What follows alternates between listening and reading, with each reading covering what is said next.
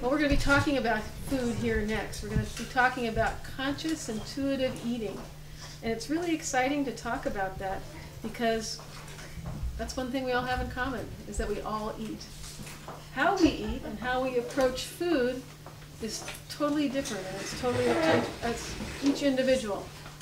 So today, our fearless leader and founding visionary of the Panacea Community, Nathan Crane, will be speaking on conscious intuitive eating.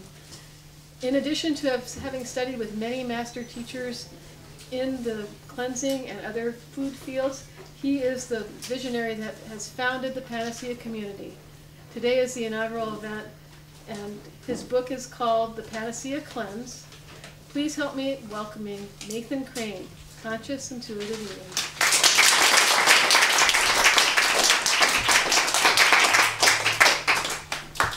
Wow, that was a good introduction. The best one I've had yet. So, is everybody ready to find out what food you ate that you shouldn't have eaten? Yeah? Good. Nah, I don't think we'll go there too much. But today's presentation is going to be a little bit different than what I normally do. And the reason being is that I'm using the words conscious and intuitive. And in so doing, I'm going to be up here more coming from a place of consciousness, number one, in my own experience of it, and number two, intuition. So rather than going through a PowerPoint and going through structure, I'm going to do the structure of the unstructured, which is what's happening today anyway, because we're totally out of the calendar and out of the time. We're over time with the presentations. So today is about the structure of the unstructured. And it's also obviously about consciousness. So thank you all for being here again. I appreciate all of you, and I see some people that were here since the beginning, and some new people as well. I want to make clear from the beginning that, number one, I'm not a doctor. I have no degree from any school. I don't claim to be any guru or master teacher or any of that. I just have some life experience that I've gained in terms of consciousness, intuition, and eating. So I put it together in a title and call it Conscious Intuitive Eating. You know, it makes sense. To understand what that really means, we need to understand consciousness itself and the different levels of consciousness. You know, I was walking down the beach one day, this was a few years ago, and I remember walking by and seeing like a pop can. It was crumpled and it was on the beach. And you know, I picked it up and threw it away, or recycled it. Okay. And actually, no, they didn't have recycling bins. I threw it away. And I remember later that night envisioning what that process had happened, because just years before that, I would have been one of those unconscious people that walked by and never picked up the pop can. Actually, I would have been the person that never even saw it, just walked right over it. So understanding consciousness, I like to say that there's really three levels in a physical sense of it, and then of course there's higher levels in a more spiritual sense of it. One of the levels of consciousness is just in that scenario. Some people walk by the beach and they never even see the pop can. Other people walk on the beach and they see the pop can and they don't pick it up or do anything about it, and they keep walking. And then there's people who walk on the beach and pick it up and take action to do something. So obviously everybody here is very conscious because you're all here doing something, right? Furthering our education, furthering our consciousness, enjoying the food, whatever the reason that brought you here. So I know we're all a lot of conscious people here. And that's beautiful, because that's what the Panacea Community is about, is helping raise a higher level of consciousness around the world.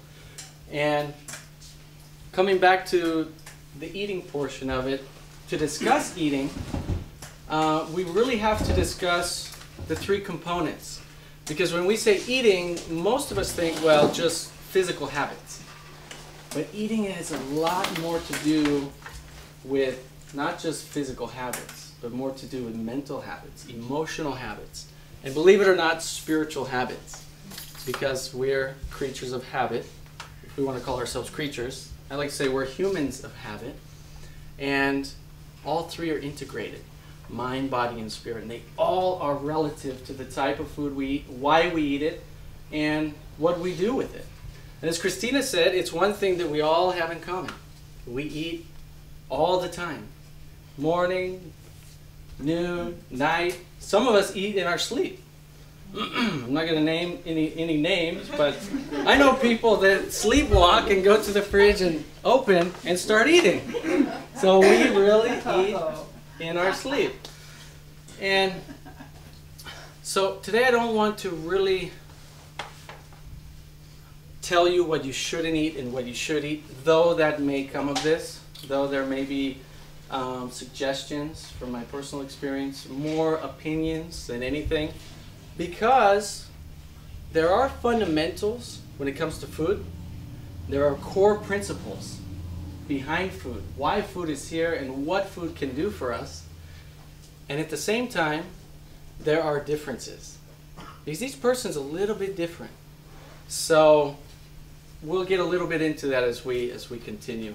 I'm going to use this for some images to kind of keep me on track. Sometimes I tend to go, you know, way over to Jamaica or something, and you can refer back here to bring me back.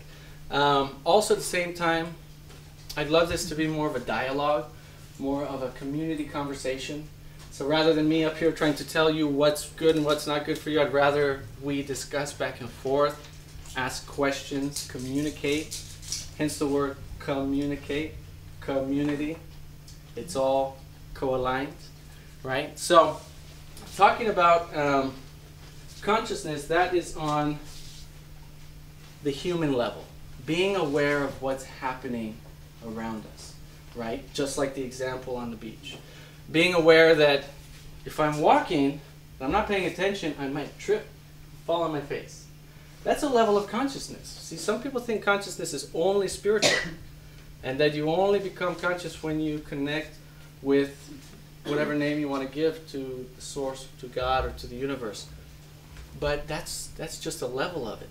It's an important level, but it's not the only consciousness. So, applying consciousness to eating, in my opinion, is very important. And that comes to asking ourselves, number one, why am I eating this food? You see, a lot of people never ask that question. They just put it in their mouth and just eat. Oh, it smells so good. You know, and we never really sit down and go, wait a minute, why am I eating this food?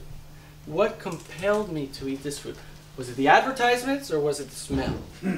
Was it because of my belief system or was it because of what some teacher or guru taught me?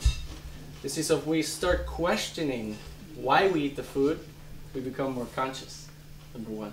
Number two, if we start questioning what's in the food, now we go to another level of consciousness.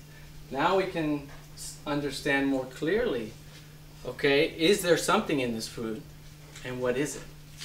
So that's where we'll talk a little bit later about, you know, different foods that are fundamentally beneficial to the human organism and to the spiritual aspect and to the mental aspect as well.